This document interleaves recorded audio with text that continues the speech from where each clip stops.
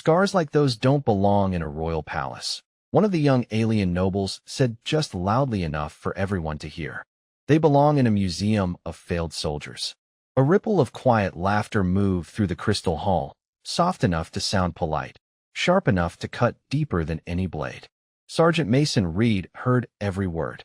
He simply adjusted the cuff of his dark suit, rolled his shoulders once, and kept walking without looking back. That silence confused them more than anger ever could. The Grand Palace of Ilaria had been designed to celebrate perfection. Every polished wall reflected flawless faces, elegant uniforms, and ceremonial robes woven from shimmering metallic fibers. Nothing inside those towering white halls showed age, wear, or imperfection. Then Mason stepped through the entrance carrying a plain black security case, his weathered leather shoes clicking against the polished floor. A jagged burn scar disappeared beneath the collar of his jacket, stretching from his left temple toward his neck. Thin white scars crossed both hands, and one finger remained permanently stiff despite years of therapy. To the Ilarian court, he looked less like a decorated security specialist, and more like something war had forgotten to bury. "That is Earth's representative?" Another council member whispered. "They couldn't send someone whole?" Mason pretended not to hear. He had spent 22 years listening to people judge things they had never survived. At the end of the corridor, Queen Lysara Vane entered beneath a canopy of silver banners. The entire court bowed in perfect synchronization. She carried herself with effortless grace, her pale blue skin glowing beneath the palace lights, every movement practiced through a lifetime of royal discipline. Her violet eyes briefly settled on Mason before moving across the Terran delegation. She noticed the scars. She noticed the whispers. But she said nothing. Diplomacy demanded silence more often than justice. Beside her stood Commander Thalen Rusk, captain of the Royal Aegis. His ceremonial armor looked untouched by battle, polished until it reflected the palace ceiling like glass. He glanced toward Mason with barely concealed amusement. "Terran security has certainly embraced experience," he remarked. Several officers smiled. Mason finally spoke. "Experience usually costs something." His calm voice carried no challenge, no bitterness, just a simple fact. Rusk gave a courteous smile that never reached his eyes. "Fortunately, our soldiers rarely pay that price." Mason looked at him for a second longer than comfort allowed. "I hope that stays true." Before Rusk could answer, Lord Selim Varric stepped forward, welcoming the Terran delegation with polished charm. Everything about him appeared composed, measured, trustworthy. "Sergeant Reed," Varric said warmly, "we appreciate your service. Though I confess, our palace has never required battlefield veterans to keep our queen safe." Mason offered a small nod. "Neither have most places." Varric chuckled politely, while several nobles joined him.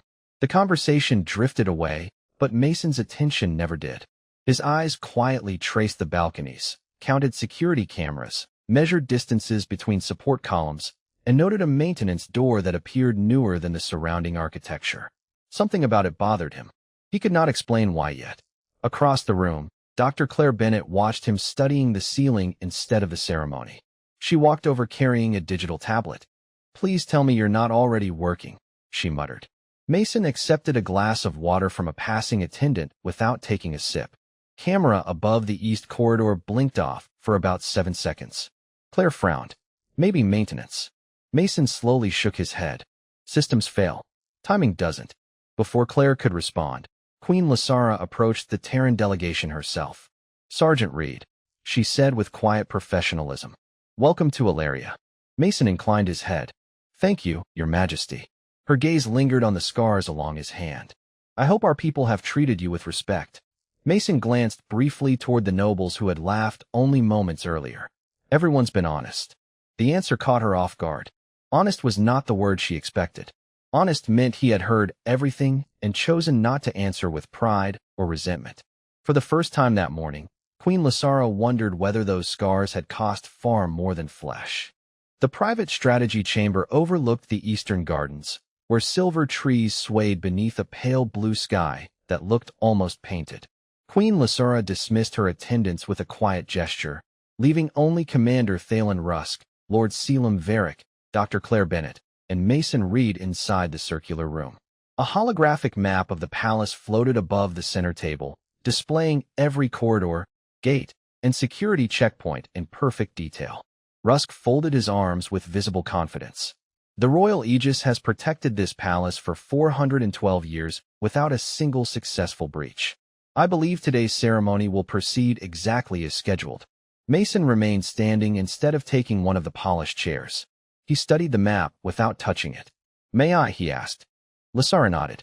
Mason reached into his case and removed a simple mechanical pencil instead of a digital stylus. Several Illyrian officers exchanged puzzled looks. He circled 3 locations on a printed copy of the floor plan. These routes should change. Rusk raised an eyebrow. Based on what? Mason tapped the first circle. A maintenance corridor that does not appear in your official architectural archive. He pointed to the second. A service elevator logged 23 trips overnight without registered cargo. Then the third. One security camera above the eastern gallery lost its signal for exactly 7 seconds this morning. Rusk barely looked impressed. Minor technical issues. Maybe, Mason replied. Maybe not. Varric smiled politely.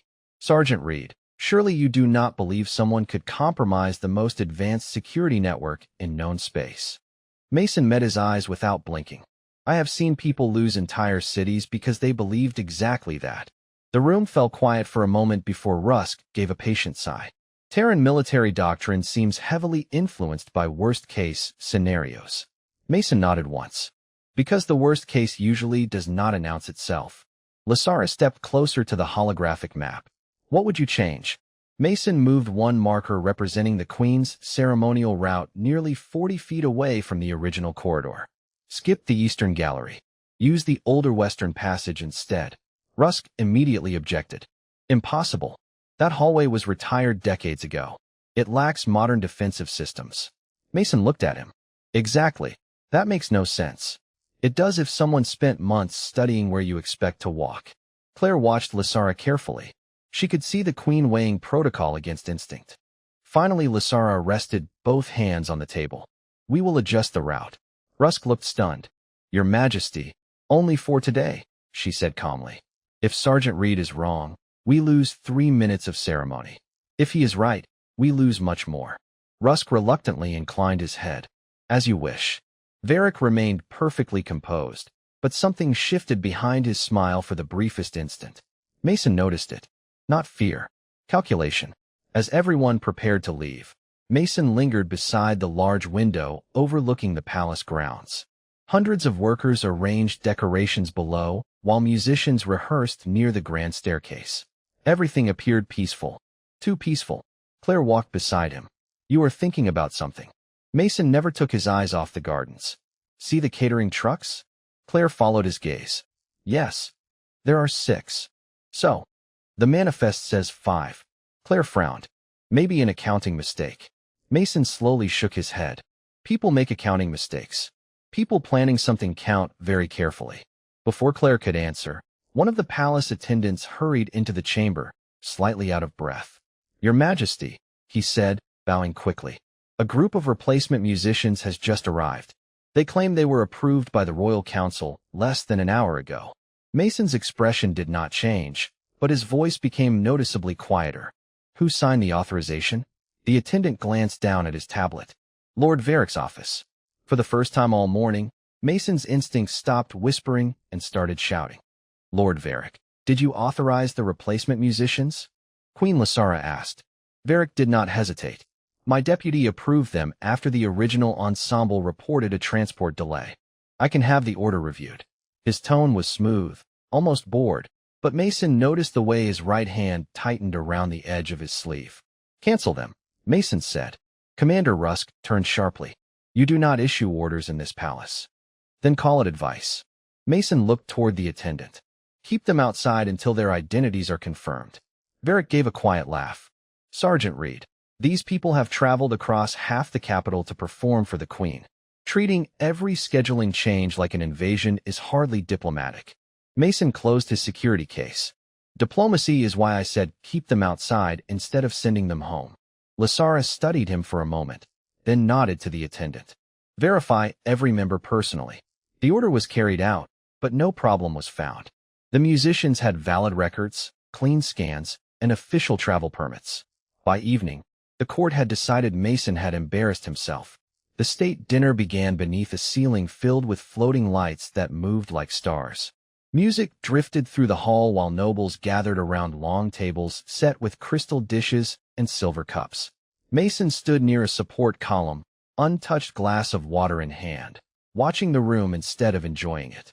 Still waiting for the ceiling to fall? Rusk asked as he approached. I am waiting for something that does not fit. You already found 6 things that did not fit. None of them mattered.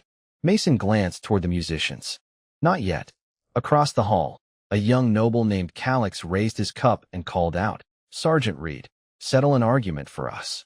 Do humans display scars to frighten their enemies? Or are your doctors simply that far behind? A few guests laughed. Mason did not move. Calix stepped closer, encouraged by the attention. Surely Earth can repair damaged skin. It can, Claire said from nearby, her voice flat. Then why keep it? Calix asked. Mason looked down at the pale lines crossing his hand. For a moment, the noise of the room faded behind an older memory. Emergency lights, smoke, and 7 names he still remembered without trying. He returned to the present before anyone noticed the distance in his eyes. Some repairs cost more than the damage, he said. Calix opened his mouth, but Lasara spoke first.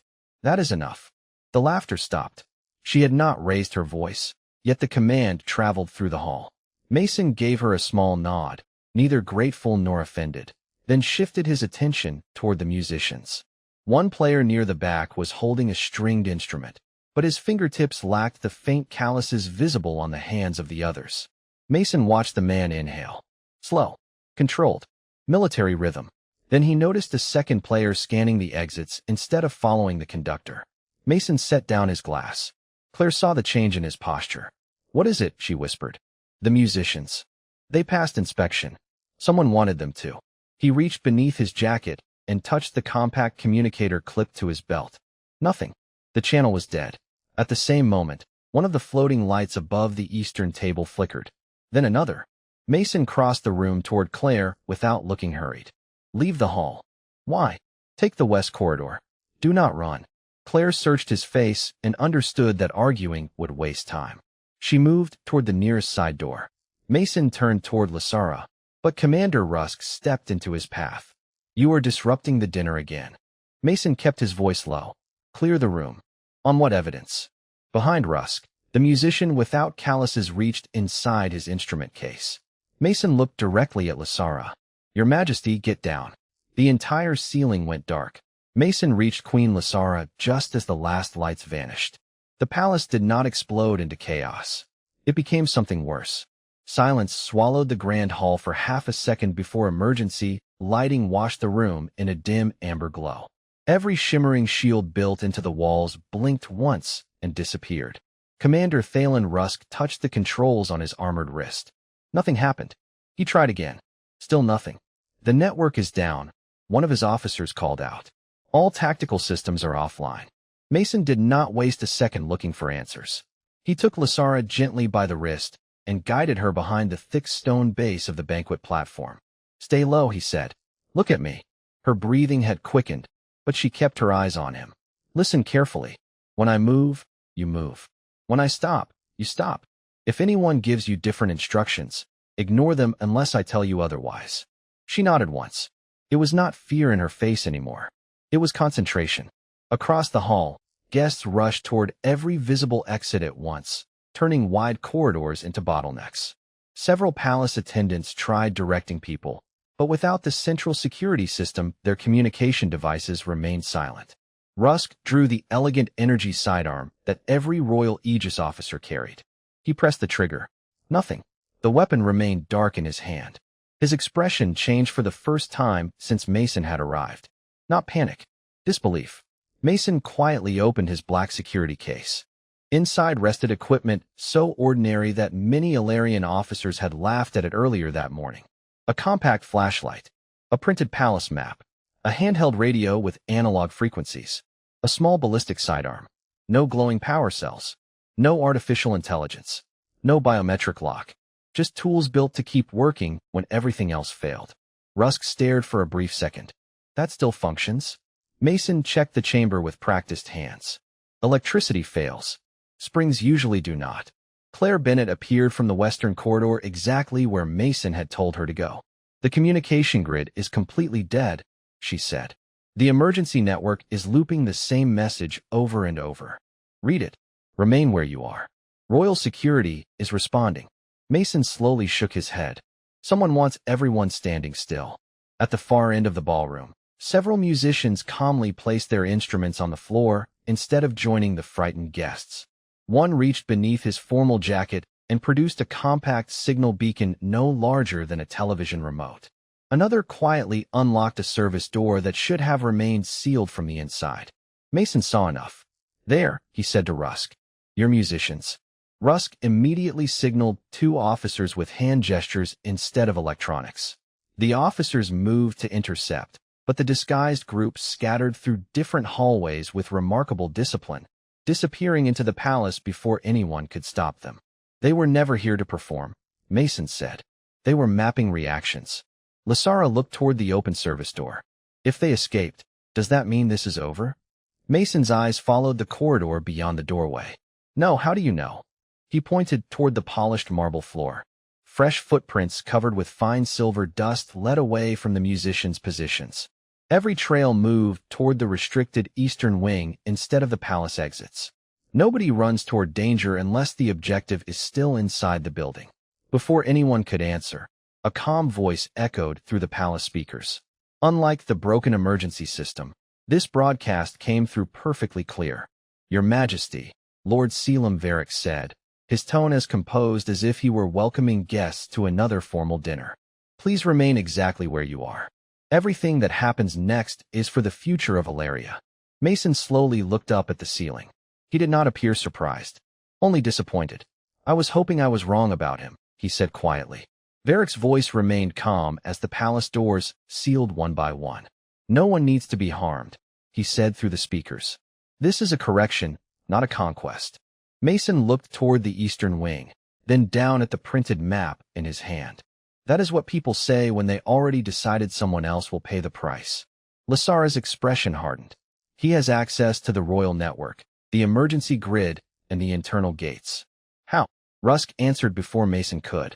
Only 3 offices hold that level of clearance.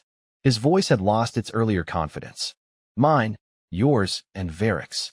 Claire checked the pulse sensor on Lasara's wrist, then glanced toward Mason. We cannot stay here. Agreed. Mason unfolded the map across the banquet platform and marked a route with his pencil. The western passage leads into an old maintenance corridor. No network access, no automated locks, no cameras. Rusk frowned. It was abandoned because it is inefficient. That makes it useful. They moved through a narrow service door behind the kitchens, leaving the grand hall behind. The corridor beyond was barely 6 feet wide, lined with old pipes and manual valves. The polished perfection of the palace disappeared within 20 yards. Dust covered the walls. The lighting came from dim emergency strips spaced far apart.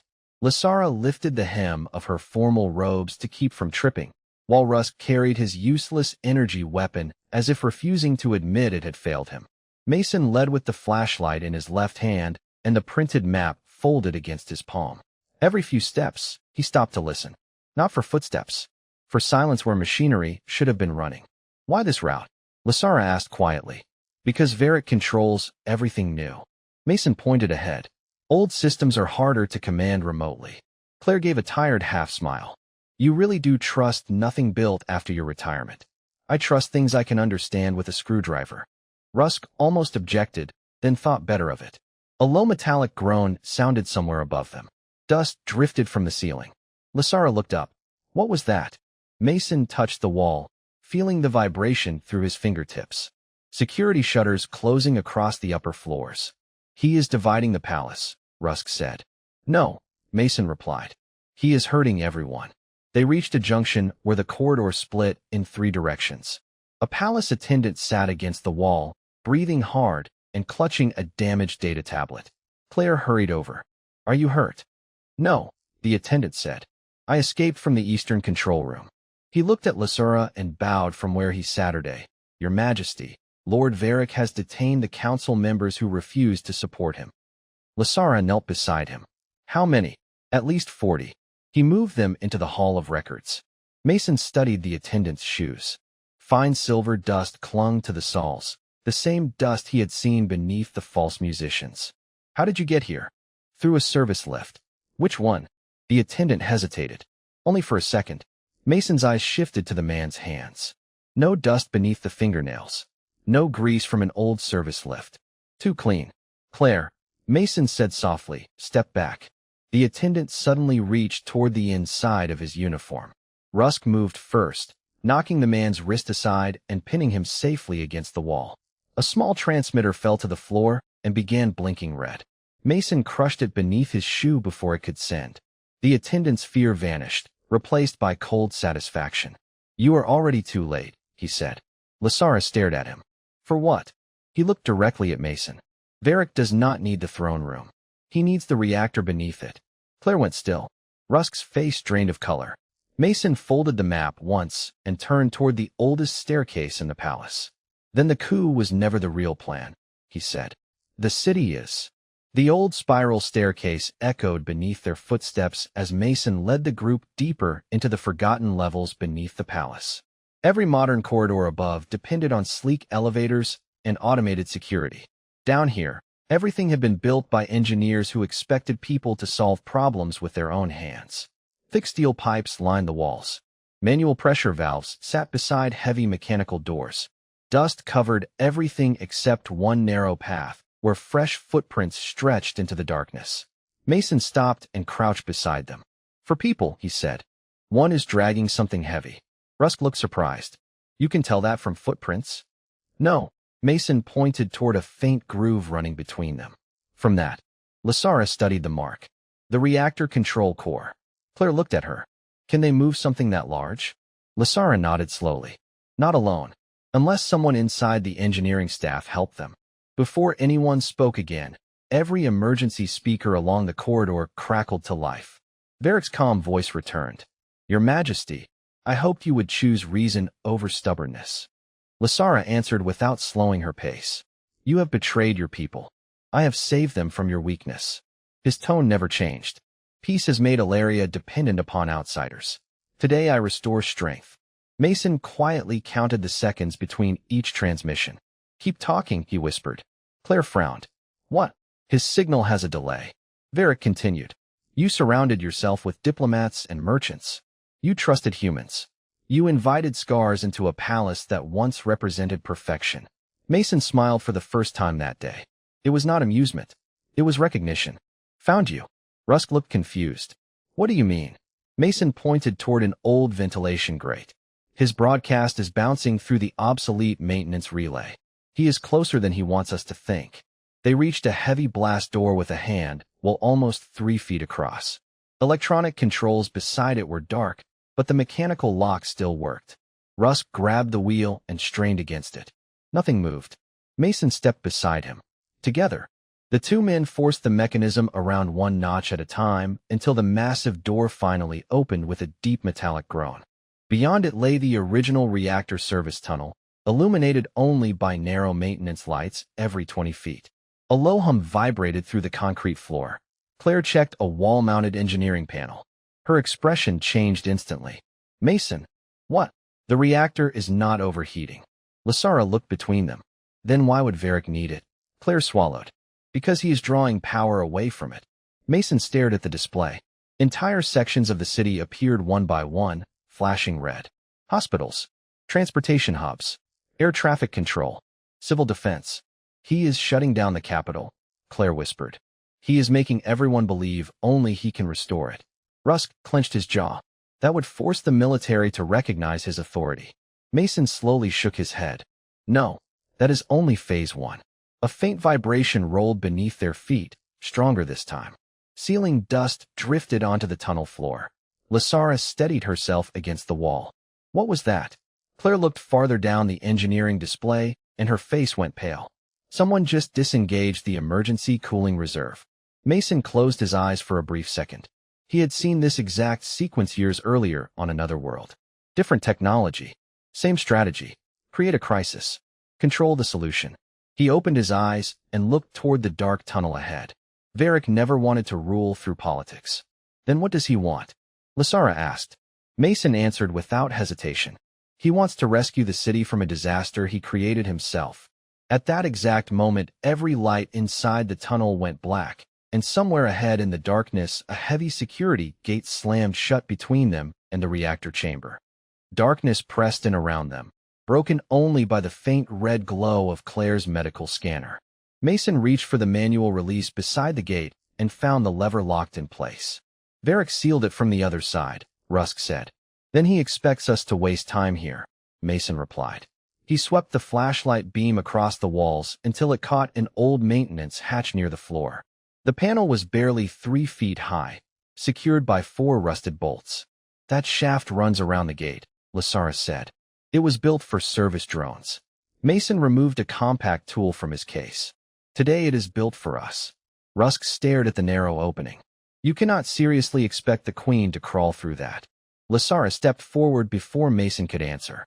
Commander, today I expect you to stop deciding what I cannot do. Rusk lowered his head. Yes, Your Majesty. The bolts came free one at a time. Mason entered first, pulling himself through the dusty shaft with his stiff hand dragging slightly behind him.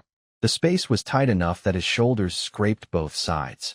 For one terrible second, the smell of old metal and overheated wiring pulled him back to Vega 9. He heard distant alarms that were not there. He saw a sealed door and 7 faces waiting for him to make the right call. His breathing shortened. Claire's voice came from behind him. Mason. He pressed his palm flat against the cold floor and forced himself to count. 1 breath. 2. 3. I am good, he said, though the words came rougher than usual. He kept moving. They emerged inside a secondary control room overlooking the reactor chamber through reinforced glass. Below, technicians loyal to Varric worked around a massive silver power core while armed guards watched every entrance. At the center of the chamber stood Lord Varric. His ceremonial coat was gone, replaced by a dark command uniform. He looked less like a politician now and more like the man he had always intended to become. There, Rusk whispered. We can reach the main controls from this room.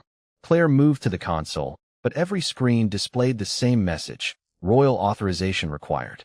Lysara placed her hand against the scanner. The system rejected her. He revoked the Queen's access, Claire said. That should be impossible, Rusk replied. A new voice answered from the doorway behind them. It was impossible until you gave me your command codes. Rusk turned slowly. Captain Saren Vale, his own second-in-command, stood there with 6 Royal Aegis officers. Their armor systems were fully active. Rusk's face tightened. You. Vale smiled without warmth. You trained us to obey the chain of command. Lord Varric simply offered a stronger chain. Mason shifted slightly in front of Lysara. Vale noticed and raised his weapon. Do not try it, human. Your little mechanical tricks will not save anyone now. Varric's image appeared on the control room screen. Sergeant Reed, he said. I admit, you have been inconvenient.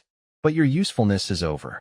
Mason glanced at the reactor display, then at the officers blocking the door. You still need the Queen alive. Varric smiled. For 7 more minutes.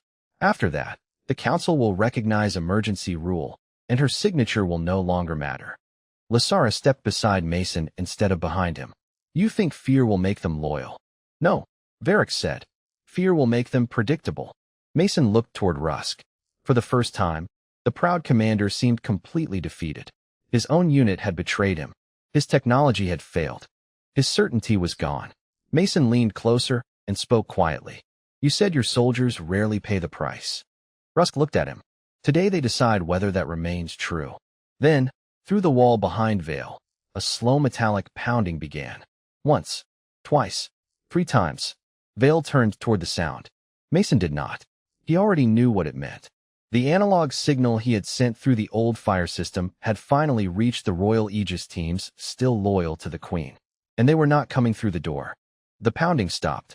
For one breath, the control room held perfectly still. Then a section of the rear wall released with a deep mechanical snap and folded inward along an emergency maintenance seam no one had used in generations. 5 Royal Aegis officers climbed through the opening in plain undersuits, their disabled armor left behind. They carried hand tools, rescue shields, and the old training batons Rusk had once dismissed as ceremonial. Vale stared at them. Stand down, he ordered. No one moved. The officer in front, Lieutenant Marasol, looked past him to Queen Lasura. Your Majesty, we received Sergeant Reed's signal. Rusk blinked. The fire system? Mason nodded. 3 long pulses, 2 short. Old emergency code. Vale raised his weapon, but Rusk stepped into his line of sight. You heard the Queen, Rusk said. His voice was steady now. Make your choice. The officers behind Vale exchanged uncertain looks. Varric had counted on technology, rank, and fear. He had not counted on soldiers being asked to look directly at the person they were betraying.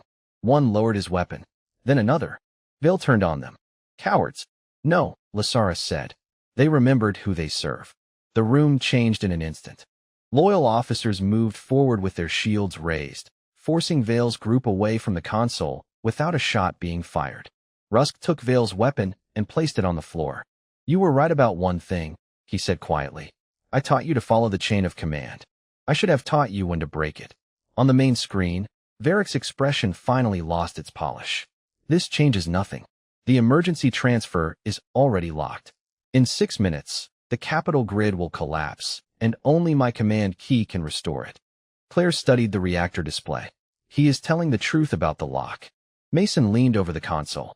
A red line showed power draining from the cooling reserve into the city-wide control network. Can you reverse it? Not from here. The manual cutoff is inside the primary cooling tunnel. Rusk looked through the reinforced glass toward the chamber below. That tunnel reaches temperatures no Alarian can tolerate for more than seconds. Claire turned to Mason, then immediately shook her head. No, Lasara followed her gaze. Why are you looking at him?